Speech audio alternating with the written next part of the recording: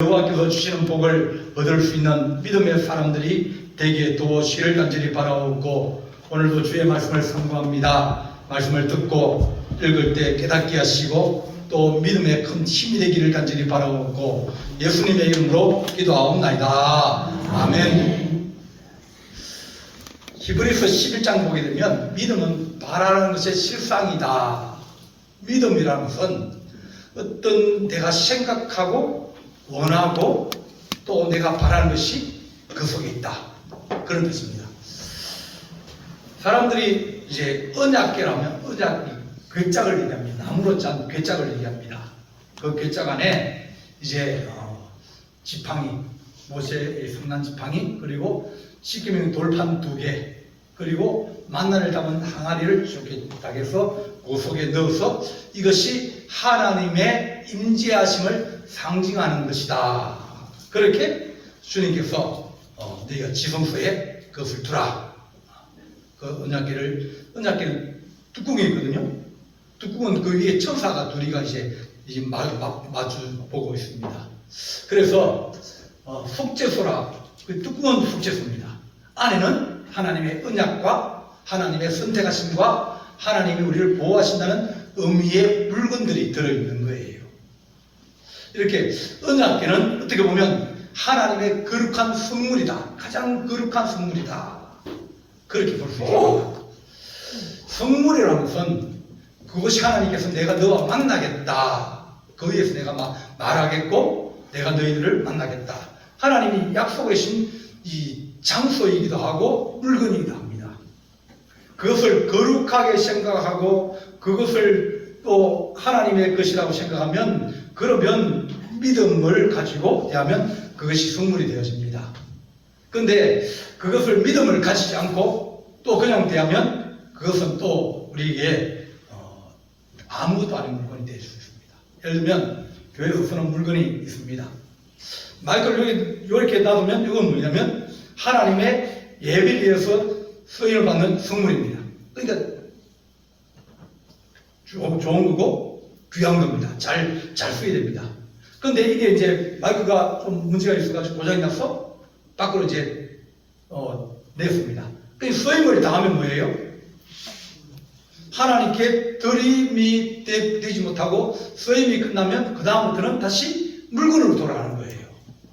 그러면 그 물건이에요. 그리고 그것은 뭐 보물상에 팔 수도 있고 또 뭐 쓰레기로 같이 해서 버릴 수도 있습니다. 내가 어떤 것에 대해서 어떤 믿음을 가지고 있느냐, 하나님의 교회를 하나님의 집으로 생각하면 그 사람은 그 믿음으로 하나님의 집에 오는 것이고, 어떤 사람은 교회를 오면서 그냥 교회당에 간다, 그런 생각하면, 그러면 마을 회관이나 교회 가듯이 그런 식으로 오게 되면 이 믿음이 달라지는 거예요. 그래서 어떤 물건을 놓고 어떤 물건에 그것을 믿음을 가지고 절하거나 섬기면 누가 온다? 귀신이 옵니다. 귀신이 없어요. 바이블에 귀신이 없습니다. 그런데 내가 거기 가서 절을 하고 또 그것을 귀하게 여기고 또 그것에 기도하고 바라면, 그러면 누가 찾으면 귀신이 거기 와서 앉아서 이제 그것을 받는 거예요. 듣는 거예요. 그러니까 우리는 하나님 어떤 물건이라도 하나님에 대해서는 우리가 귀하게 여기게 하시고 소중하게 여기게 하시되, 또 다른 것에 대해서는 우리가 하는 그것을 무시하고, 귀신은 무시하면 힘이 없습니다. 내가 두려워하고 내가 염려하고 그러면 계속 내게 달라붙지만, 그러나 내가 그걸 무시하고 내가 예수님 나가라 그러고 내가 그것을 아무것도 아니게 하면 그는 힘을 발휘하지 못하게 되어 있습니다. 그래서 언약궤를 가지면 이게 너무 성물이고 중요한 것이고, 그렇기 때문에 전쟁에 들고 나가면 이길 것이다. 왜? 하나님이 함께 하신다는데. 근데 전쟁을 들고 나갔는데 전쟁에 졌어요. 뺏겨버렸습니다. 하나님이 살아계시는데, 하나님이 살아계시는 상징으로 이 언약궤 이걸 들고 나가서 전쟁을 하다가 뺏겨버렸습니다. 그럼 하나님이 살아 계시다고 이스라엘 백성이 믿겠습니까? 살아 계시면 이기지. 졌는데, 뺏겨버렸는데. 그러니까 이스라엘 백성들의 마음속에는 하나님이 언약궤와 함께하자. 언약궤가 뺏겨버렸다. 하나님을 뺏겨버렸다. 하나님이 우리를 돕지 않았다. 그런 불신앙 속에 빠지게 되는 겁니다. 그런데 그 언약궤가 이제 뺏겨서 그쪽 블레셋의 5도시, 우리나라 얘기하면 서울, 대전, 대구, 부산, 광주, 안 그러면 춘천 이런 데로 이제 옮겨가는 거예요. 이쪽 동네에서 가져왔는데, 근데 동네에 있는 신전이 박살이 나버린 거예요. 이때까지 그런 일이 없었는데 깨져가지고 목이 부러지고 팔이 부러진 거예요. 이거 어떻게 되느냐? 어떻게 되느냐? 그리고 난 다음에 병이 생기잖아. 전염병이. 그러니까 사람이 생각해, 우리가 뺏어올 때는 이거 아무것도 아니다 생각하고 가져왔는데, 가져와서 보니까 그것이 능력을 발휘하고 또 질병을 주고 권세가 있는 거예요. 그래서 이거 안 되겠다. 니네 집 가져가라. 그래서 서울에서 대전으로 주세요. 그 대전에서 받아가지고 또 가시는데 또 자기 신이 부서지고 또 그런 일이 일어나니까 우리 여기 놔두다가 우리 지역 주민들이 다 죽겠다. 병에 걸려 죽겠다. 그래 또 부산으로 보낸 거예요. 이렇게 돌아다니면서 자꾸 문제가 생기고 질병이 생기고 그 불미스러운 일이 생기니까 이거 우리가 뺏어올 때는 아무것도 아니라고 해서 뺏어왔는데 와서 보니까 아무것도 아닌 게 아니라 우리를 두렵게 하고 우리 신보다 더 강하고 능력이 많으며 우리를 공경에 빠뜨리고 전염병에 빠뜨리면서 우리를 치시는 하나님의 손이구나. 이방 백성들은 그걸 느끼게 되었습니다. 그래서 다시 돌려주세요. 이스라엘 쪽으로. 이제 새끼난 암소에게 암소 2마리 해가지고 수레를 끌게 하고 그 이제 수레에다가 실어서 이제 보냈습니다. 그러니까 이제 수레가 이제 절벅절벅 이제 그 암소 2마리 끌고 이스라엘 국경을 넘어서 들어오니까 사람들이 우리가 뺏겼던 언약궤네? 다시 돌아오네? 그러니까 사람들이 막 동네 사람들이 볼게 생겼다 구경 가자. 그게 다 모였어요. 그러면 뭘 보고 싶겠습니까? 그건 못 보거든요. 못 보게 되어 있습니다. 1년에 한 번만 대제사장만 들어가서 볼 수 있어요. 그것도 뒷걸음쳐서 들어가는 거예요. 앞으로 안 보고 이 뒤에 괴짝이 있으면 뒷걸음쳐서 들어가는 거예요. 그리고 다리에다가 줄을 묶고 들어갑니다. 그리고 발목에다 방울을 달고요. 들어가는데 방울 소리 안 난다. 그럼 어떻게 해요? 죽었습니다. 하나님 쳐서 죽고. 그러면 줄을 잡아당겨가지고 시신을 꺼내는 거예요. 한 번도 못 봤어요. 구경 못 봤어요. 아니 어떻게 생겼는지 말만 들었지 구경 못 해봤어요. 우리 동네에 그거 못하더라. 구경하자. 그래서 사람들이 가서 구경을 했어요. 구경하니까 사람들이 모였어요. 뭐지? 한번 열어봐. 열어보고 만져보고 막 그러다가 성경을 하면 70명이 죽었다. 이스라엘 백성이 아무것도 아니라 생각하고 그냥 열어보기도 하고 만져보기도 하고 구경을 하게 됐는데 하나님이 너희들이 나를 업신여기느냐 나를 무시하느냐 하나님이 그 사람을 치신 거예요. 그러니까 이 동네 사람들이 이거 큰일 났구나 이게 우리 복이 된 줄 알았더만 우리 동네에 들어와서 사람들이 막 죽어나가니까 어떻게 해요? 또 누가 죽게 되는 거예요. 그래서 저 산 위에 살고 있는 아비나답이라는 사람 집에다가 니네 집에 가져가라. 동네하고 떨어져 있으니까 니네들이 가져가서 니네 아들 중에 한 아들을 그걸 모시는 사람을 해가지고 잘 숨겨 모시라. 그래서 아비나답의 집에 20년 동안 있은 거예요. 나이 때까지. 언약궤라는 것은 하나님이 임재하시고 하나님이 역사하시는 그런 것이다. 우리가 믿음을 가지고 그것을 우리가 소중하게 여기면 하나님은 우리에게 은혜를 주시고 우리가 아무것도 아닌 것처럼 여기고 그렇게 하면 그런 믿음도 없기 때문에 아무 일도 일어나지 않는다. 여러분들 십자가를 가지고 십자가 가지면 드라큘라한테 쫙 되면 물러가고 안 그럽니다. 왜냐면 내가 믿음을 가지고 주의 이름을 기도하면 그러면 도움이 돼요. 아무것도 안 가지고 하는 것보다는 가지고 하면 그래도 도움이 됩니다. 이게 없어도 없어도 되고요. 그런데 믿음 없이 하는 것들은 아무것도 아니지만 믿음을 가지고 우리가 말씀을 의지하면서 말하고 기도하고 혹은 주님의 전에 와가지고 기도하고 그렇게 하면 주님께서 우리에게 그것을 들으시고 우리가 기도하면 주님께 기도하면 주님이 들으시고 주님이 오시고 귀신을 의지하면 귀신이 와서 귀신이 듣고 그에게 역사를 하는 겁니다.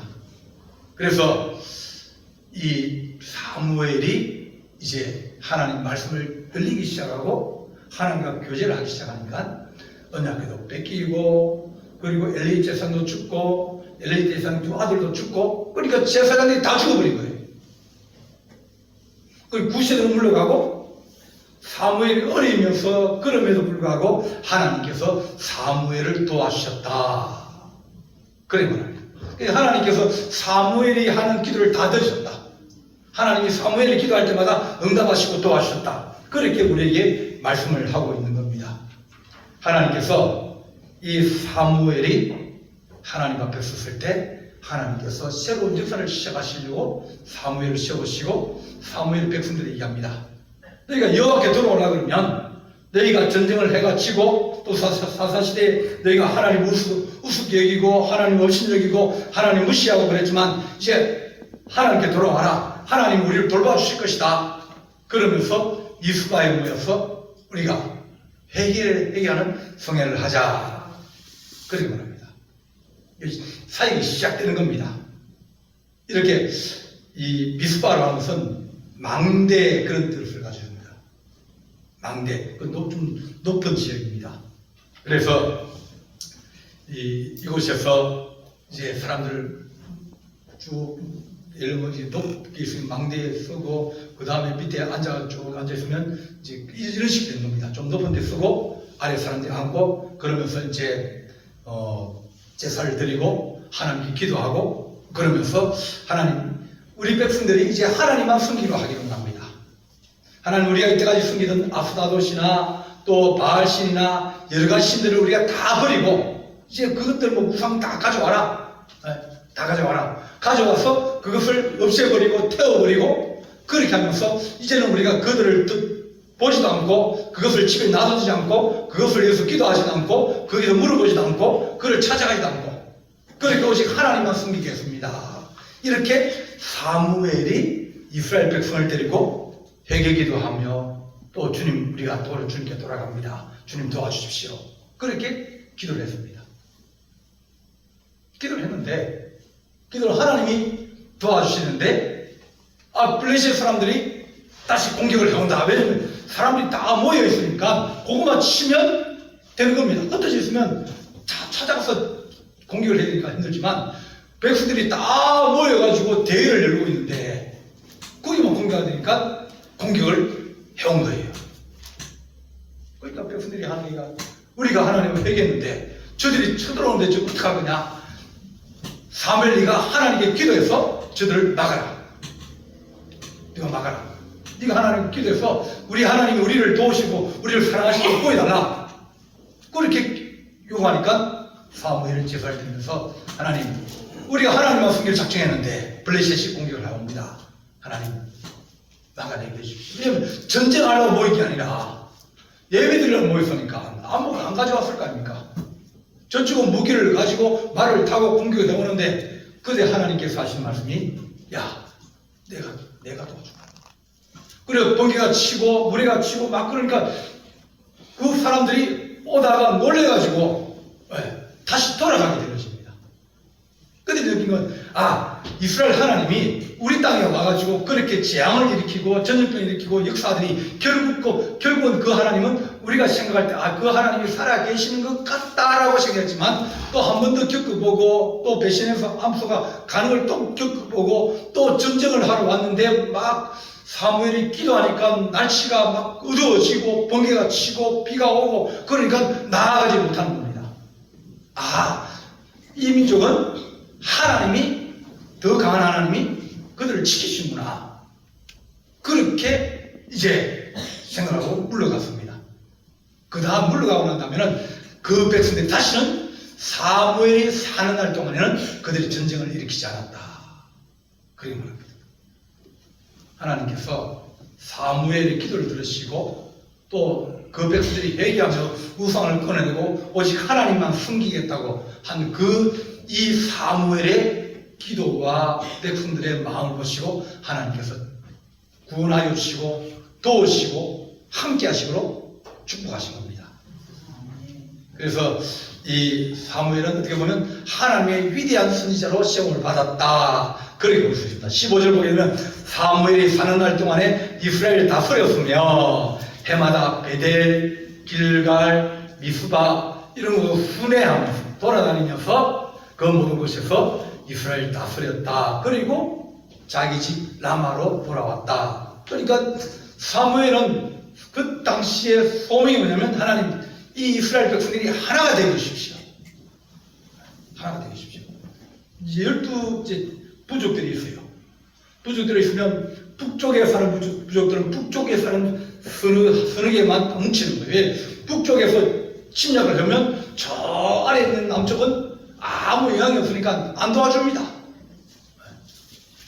북쪽끼리니까 니네 알아서 하라고. 그러니까 그 세 부족만 똘똘 뭉쳐가지고 전쟁을 하고 또 동쪽에서 누가 쳐들어오면 동쪽에 있는 그 몇 부족만 또 해요. 그러니까 이스라엘 민족이 자기 일이 아니면 관심을 가지지 않고 찢어져 있고 나누어져 있다 보니까 민족이 하나가 안 되는 겁니다. 그래서 이 사무엘은 이제 베델, 길갈, 비스바, 라마 이런 것을 쭉 다니면서 그 백성들을 하나로 묶고 한 하나님을 섬기고 한 민족이 되게 하고 한 지파가 되게 하는 그런 일들을 감당하면서 이제 살았다. 어떻게 보면 하나님 나라를 하나로 묶을 수 있는 그런 믿음, 대한민국을 하나로 묶을 수 있는 믿음을 가진 단체가 교회가 최고입니다. 매주일마다 모이는 종교가 어디 있습니까? 없습니다. 그러니까 하나님께서 이 나라의 여론이나 모든 것들이 하나님 하나 되게 하시고 힘이 하나 되게 하시고 분열하고 싸우고 그러면 결국은 힘이 약해지면 그러면 적들이 그 틈을 보고 전쟁을 일으키거나 소요를 일으키거나 어려움을 일으키게 되어 있습니다.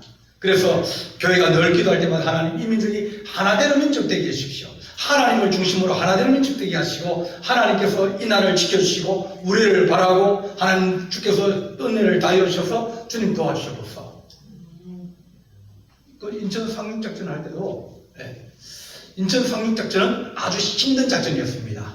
그 프랑스에 있는 노르망디 작전처럼 그렇게 어려운 전쟁이고 이 인류의 전쟁사에서 길이 남을 수 있는 그런 전쟁입니다.